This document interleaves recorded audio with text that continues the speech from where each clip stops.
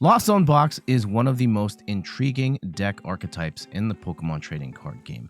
I see it like a sandwich. You start with the Cramorant, you end with the Sableye, but everything else in the middle can be kind of whatever you want. And because of that versatility, it is a deck that has withstood the test of time, and post-rotation, I think it's going to continue to succeed. I'm Jet from inthirdperson.com. Make sure to like the video, subscribe to the channel, and let's look at Lost Zone Box post-rotation with a lot of information from Japan, including deck list examples. Let's start with a quick overview of the deck. The whole goal of the deck is to throw a whole bunch of cards in the Lost Zone, whether that's with Comfey, Colress's Experiment, maybe even Lost Vacuum, in order to power up our Lost Zone. And once we get cards in the Lost Zone, we'll unlock new attacks, such as attacks from Cramorant and Sableye. And then once we hit 7 cards in the Lost Zone, we can use Mirage Gates to power up any plethora of attackers that we might fit into our Lost Box deck. Now, I do want to preface this video by saying this is going to be focusing on more of the toolbox style Lost Box decks, not the Lost Box decks that focus on one attacker like Lost Zone Giratina. We will do those in a separate video. Now let's look at some tier lists from Pokébook. Shoutouts to Pokébook for these tier lists. I'm pretty sure they're based on percentage meta share, and they're updated every week. And if in case you're wondering, yes, I'm wearing a different shirt because between the time I recorded this video and right now as I'm trying to upload the video to YouTube, Pokébook just updated the tier list with a new one, and there's actually been a major shift here. So last week, Lost Box was in the B tier, 4.8%. I'm pretty sure that's meta share again. And the one that they just dropped as I'm uploading the video, it's taken a massive jump, going all the way up to 10.4% and jumping up to being kind of that second deck just behind Charizard. Charizard actually taking a big dive here from 27% to 21%. We see Ancient or Future Box here, which isn't even on the chart at all, moving into the chart all the way up to A tier, and then Roaring Moon squeaking in to, oh no, Roaring Moon slipped a little bit, but Gardevoir has fallen out of Pokébook's tier list here. And yeah, some interesting developments here. So if it sounds like I'm underselling Lost Box, it's because I recorded it when it was sitting here on the tier list and not here on the tier list. That being said, I'm pretty sure the deck list that we're going to be looking at in the rest of this video are kind of the reason why it is over here now. So with that disclaimer, enjoy the rest of this video. And here's a look at the results from the 2024 Champions League that happened a little while back.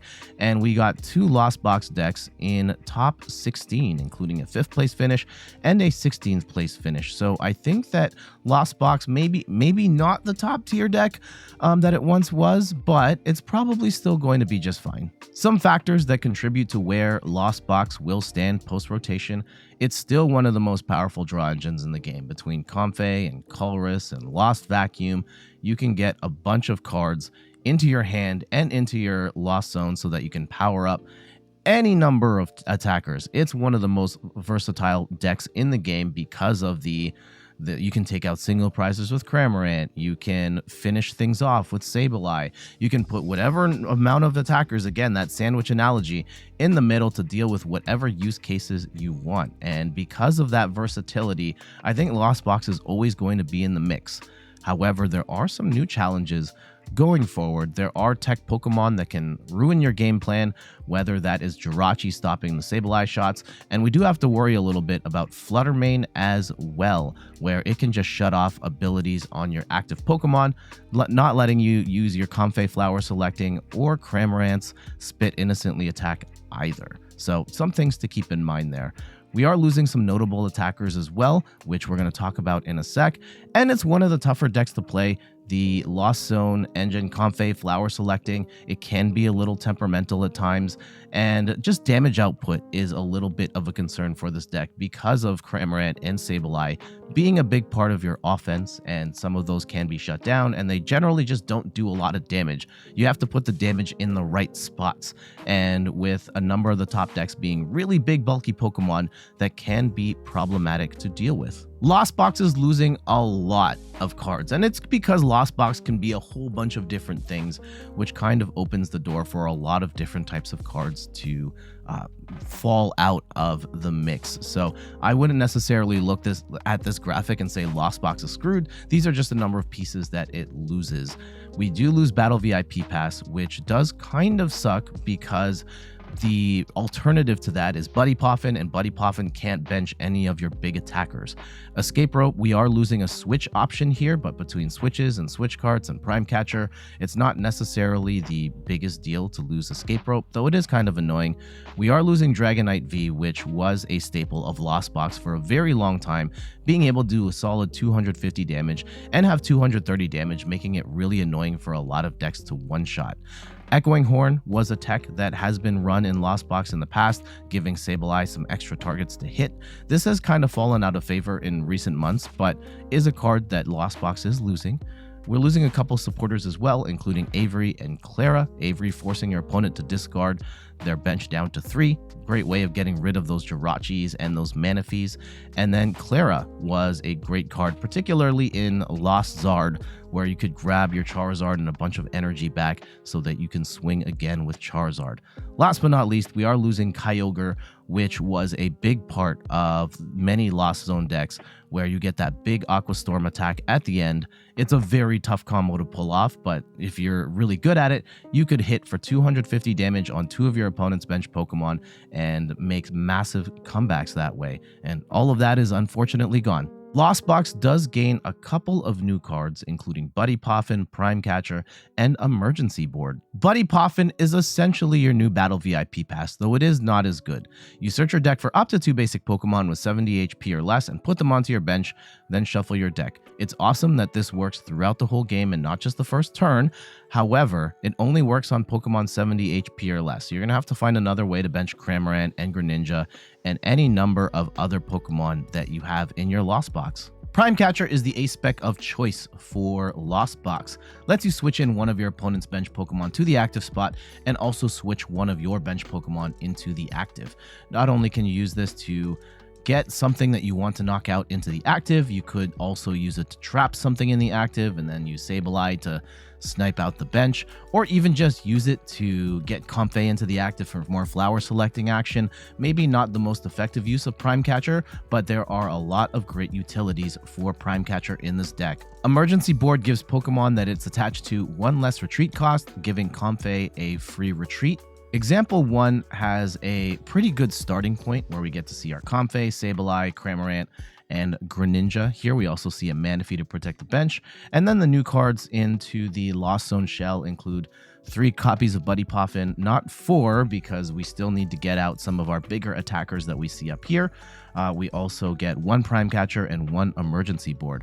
All of these other cards we have kind of seen in Lost Box before, and now some of the unique attackers to this deck include Roaring Moon, which has 2 really good attacks. Frenzied Gouging is an instant KO, though you do 200 damage to yourself. And we have Calamity Storm, which does 100, and if there's a stadium in play, you can do 120 more. So there will be times where you can take out EX Pokemon with a Calamity Storm with a stadium in play. Or if not, even so, you still get the Frenzied Gouging for that 1-hit KO on a multi-prizer. Iron Hands EX is a great addition to this deck. Lets you use Ampu very much, where for 1 lightning and 3 colorless energy does 120 damage, and if you score the KO with this attack, you get to take an extra prize. Against smaller Pokemon, you can grab 2 prizes and take them out that way. If you soften something up with a Cramorant, you can then potentially come in with Iron Hands and finish it off and take 3 prizes on a multi-prize Pokemon. Regardless of the case, there are a lot of good uses for Iron Hands in this deck. We also see Raikou V, which was a staple in Turbo Lost Box decks for some time.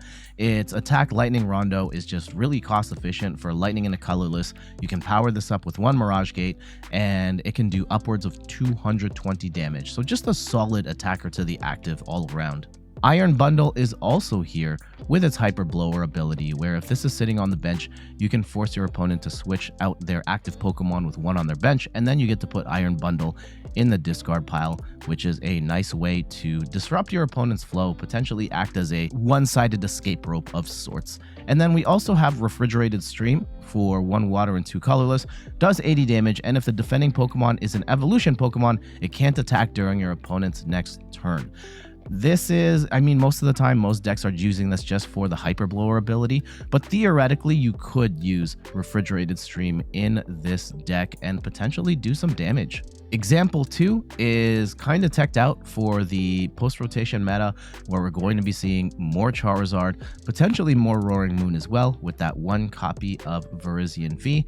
But before we get to that, let's quickly talk about the Ditto here. This is from Pokemon Scarlet and Violet 151 with the Transformative Start ability, where once during your turn, if this Pokemon's in the active spot on the first turn, you can switch out Ditto with a Pokemon of your choice. This essentially acts as a 5th Comfey, making it more consistent to start out with the Pokemon that you want at the beginning of the game. Now let's talk about Iron Leaves. And this is a interesting addition to this deck because it does have the ability where when you bench it, you can move it into the active and attach any energy from your bench Pokemon to your Iron Leaves EX. And you might not use it to attach energy that's already out there.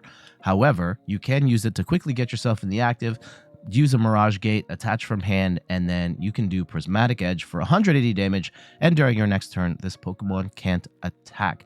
And 180 damage is okay, but you are going to be one-shotting Roaring Moon and Charizard EX, which I think is the primary conceit of this version of Lost Box. Example 3 continues with the Ditto action there. We also see Double Vacuum trying to make this deck even more turbo than it already is. We see 2 copies of the Emergency Board, 3 Buddy Poffin, which seems like the standard for Lost Box decks, along with a combination of Nest Balls to get the bigger attackers out. But the most notable difference here is the inclusion of Zamazenta. This is a card from Crown Zenith that we have seen in Lost Box decks in the past, where its Metal Shield ability makes it take 30 less damage from attacks, and then Retaliate is a solid attack where for 2 metal and a colorless, does 100 damage, and if any of your Pokemon was knocked out during your opponent's last turn, you do 120 more damage. So 220 damage most of the time, because you're almost always going to lose a Pokemon after the first turn. So solid 220 on a single prize attacker is nice. Example 4 is the return of Sablezard with the inclusion of 1 Radiant Charizard as our heavy hitter. We also have Mirage Gates in here so that we can power up Charizard before the end of the game, and we've got Super Rods to recover Charizard from the discard pile so we can attack with it multiple times in a match. We do see a copy of Vacuum to help make this deck a little more turbo and getting cards to the Lost Zone, 2 emergency boards for more free pivots, and some of the interesting inclusions here, we also have a Crisis Punch, where if your opponent's taken 5 prizes, for 3 energy, you do 280 damage, and Cramorant can use this attack for free, and we even have the Devolution as well. But before we get to that, let's just talk about the Radiant Charizard. Heavy hitter. It's got the Excited Heart ability where its attack cost, it comes down by 1 colorless for each prize your opponent has taken, and Combustion Blast does 250 damage, and during your opponent's next turn, this Pokemon can't use Combustion Blast. So a great mid to end game attacker. You can power up with as low as 1 fire energy, and we also have some TMs that it could use as well, where it lowers the cost of those.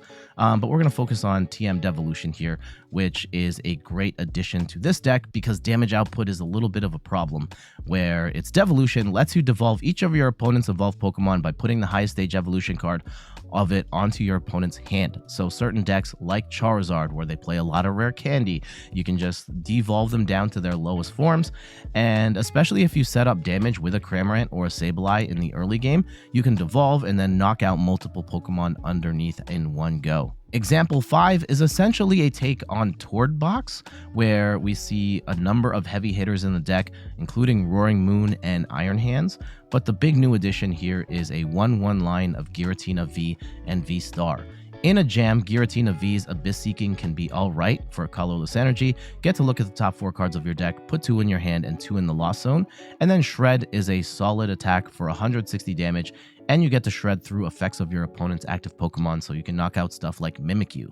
And then Giratina V-Star for 1 Grass, a Psychic, and a Colorless. Lost Impact is a heavy attack, doing 280 damage, and you put 2 energy in the Lost Zone. Or Star Requiem for a Grass and a Psychic is just an instant KO. And having the combination of Giratina V-Star and Roaring Moon in your deck gives you 2 instant KO options between Star Requiem and Frenzied Gouging. Iron Hands can take multiple prizes on single prize Pokemon. It's a very powerful take on the deck. Example 6 is incredibly wacky. We do still have the core of a Lost Box deck with the Comfey, Sableye, and Cramorant in here. No Greninja. However, we have the basically Gardevoir deck here. This got top 4 at an event recently, and I saw this and I was like, wait, what? Are you kidding me? But yeah, this did well, and we have to talk about it because we do have Gardevoir EX with its Psychic Embrace ability. Lets you accelerate psychic energy to your psychic Pokemon.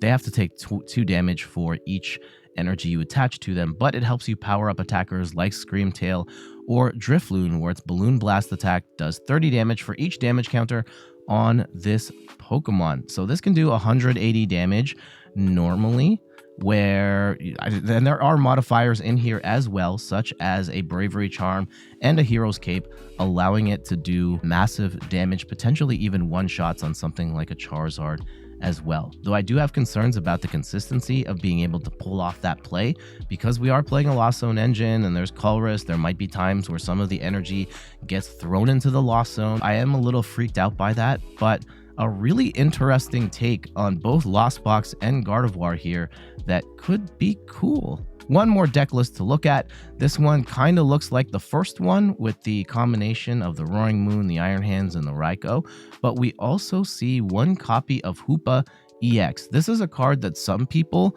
are already experimenting with in Lost Box. It has the attack Bandit's Fist for 3 dark energy, 200 damage, and then during your next turn, you can't use Bandit Fist. It's not great, but Energy Crush is potentially very powerful, where for 2 dark energy, this attack does 50 damage for each energy attached to all of your opponent's Pokemon.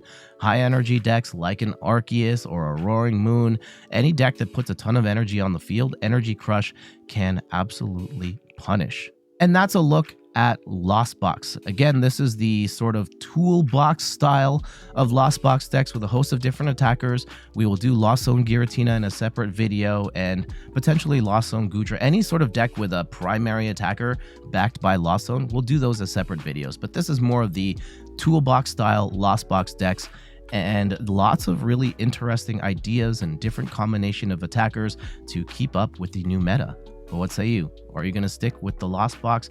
Do you think that it falls off a cliff? Do you think that it's still super annoying, that it's still going to be meta relevant? Let me know in the comments below. But for now, I got to get going. Thank you so much for watching. You can find me on all the things: YouTube, TikTok, Twitter, and Instagram at @InThirdPerson. There are more post-rotation previews that on the channel, so you can go back to my channel and see we've done a whole bunch: Arceus, Giratina, Miraidon, Gardevoir, Roaring Moon, Chien-Pao, Goldengo, a whole bunch of these. So if you want to get a better idea of what the meta is looking like going forward, go back and watch those old videos, and we definitely have more coming in the future. Check out the Twitch channel, where I stream there every Sunday at 10 a.m. Eastern Time, and check out the website inthirdperson.com for more articles and videos on video games, board games, and other nerdy pursuits. So until the next one, I'll see you later. Bye-bye.